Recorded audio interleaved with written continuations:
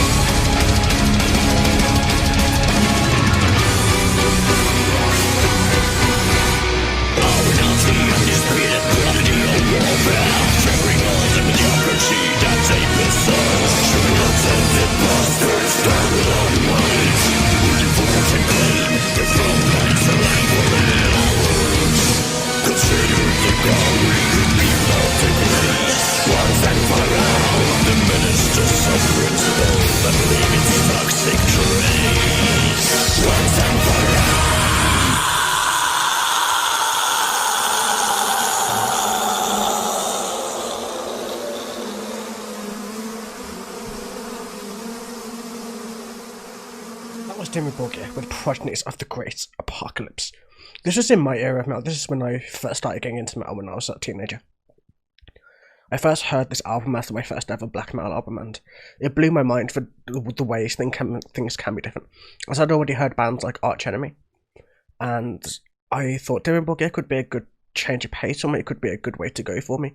It honestly depends on how I'm really feeling about it, and I heard it, and just the whole symphonic element based behind that really heavy blast beat style of black metal just really spoke to me. It really made everything come together a lot more. It made me want to experience heavy and heavy music, if you know what I mean, and to find the bands that were even more extreme than Dimmu and Arch Enemy.